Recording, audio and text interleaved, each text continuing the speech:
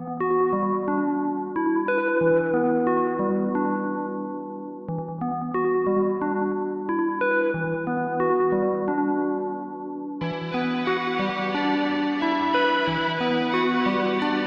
Commanders and welcome to part 5 of our Star Wars Legion Invasion Force build journey brought to you by Out of Art Gaming.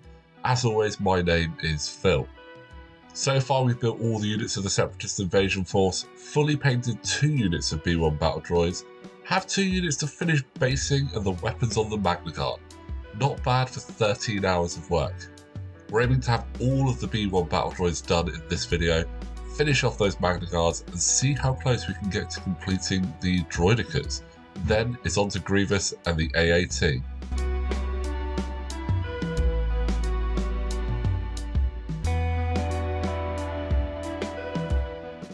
To start with, what we're going to do is the red base coat on the Magna Guard's base, just like the other models. And while that is dry, I'm going to dry brush the Shabby Bone on the B1s, then give them a nice black base rim.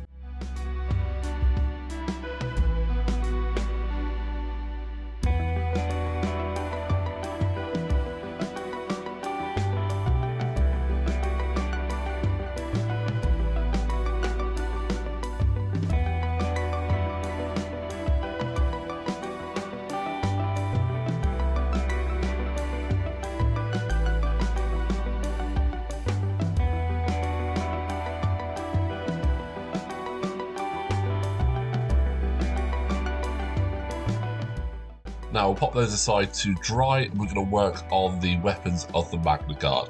In keeping with the B1 battle droids, we'll be painting the main part of the weapon using Black Templar contrast paint. Once this is dried, we'll base coat the electro parts in Vallejo's violet to give them a nice recessed colour.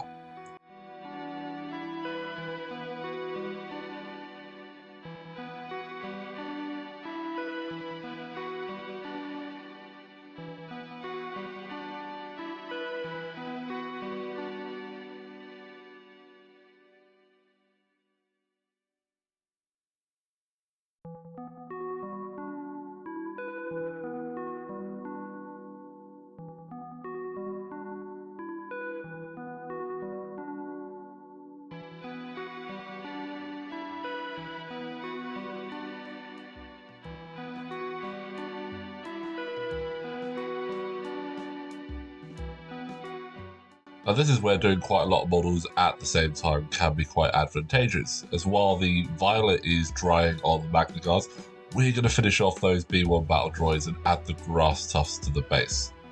Now we did really underestimate how many of these tufts we would need and had to pick up a couple more packs between sessions.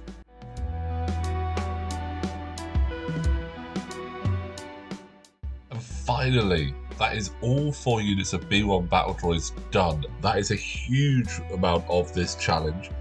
All in all, we spent around 8 hours working on these, which is roughly a third of the time we have here, and works out about 13.5 minutes per model, which all in all isn't actually too bad when you put it that way.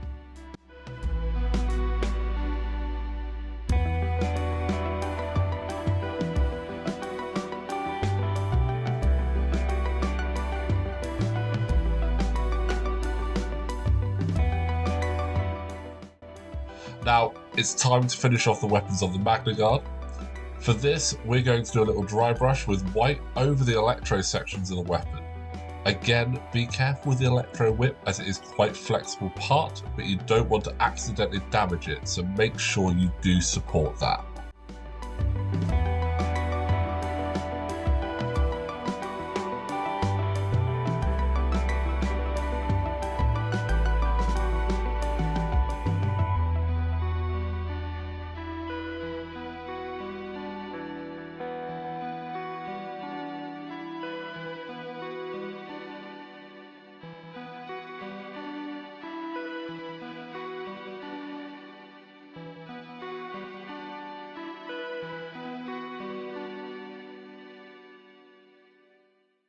Now, this video does comprise of 2 smaller painting sessions, but fortunately in that time, the Martian Iron Earth on the Magna Guard had dried. So now we can dry brush that with the Shabby Bone and move on to the droidekas.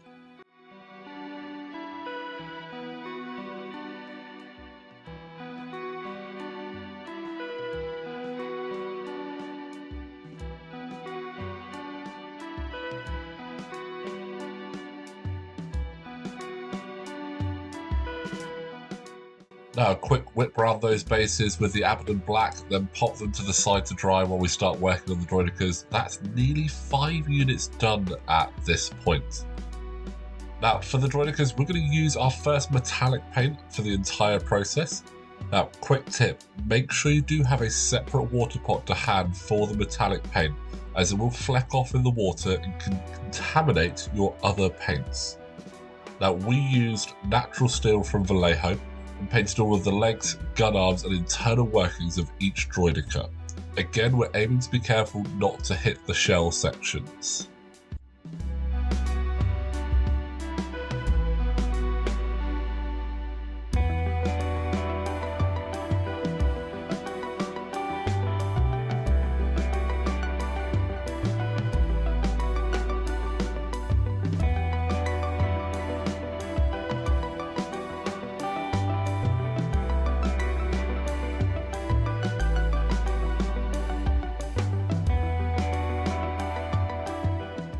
Once that was done and drying, we then hit the bases with the red base coat ready for the full basing process later. It's always good to have a bit of a plan when painting so you can maximise your time and keep painting another section or model whilst a different area is drying.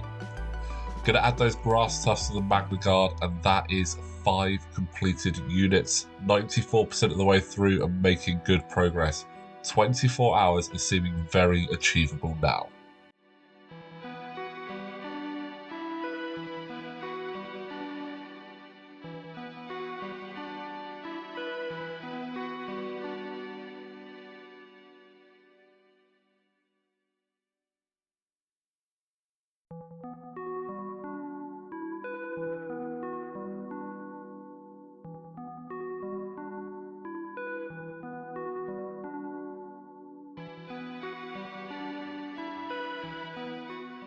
For the shell of the Droidicas, we're going to be putting a base coat of Vallejo's brass down. Then later on we'll use the snakebite leather contrast paint as a wash over this to retain the metallic look whilst giving it a darker tone, much closer to what you'll see in the movies. Before that step, however, we will be using Agrat's Earthshade wash from Games Workshop over the natural steel to give it a more dull and worn effect to the legs and guns, so they don't look like they've just rolled off the assembly line.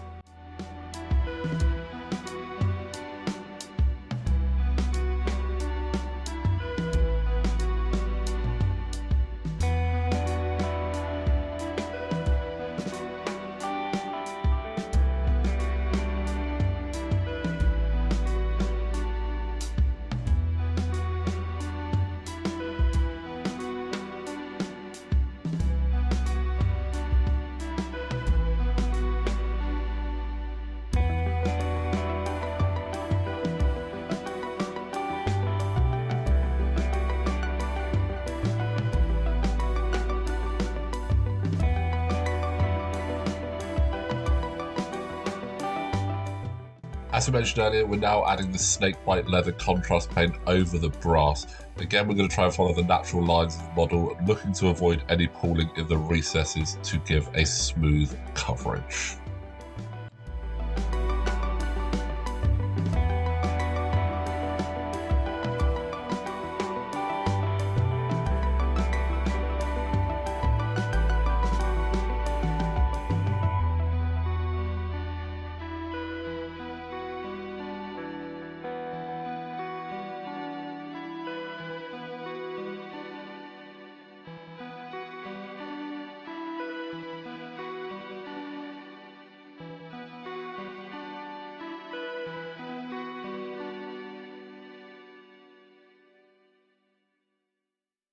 Finally, let's put some Martian Iron Earth on all the bases, just like the rest of the models.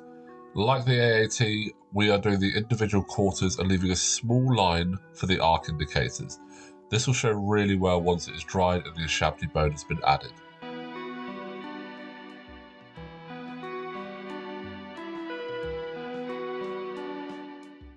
And there we go, 16 hours in and we have 5 units done. 1 waiting for the finishing touches, and just General Grievous and the AAT to complete. Not sure we've ever been this productive with a box set before. In fact, I can see some previous miniatures looking very jealous of the attention this box is getting, so after this, might have to start working on some other models. Don't forget to click like on the video, subscribe to keep up to date, and if you do like what we're doing here at Out of Art Gaming, you can support us on Patreon with the link in the description below, but we will see you next time.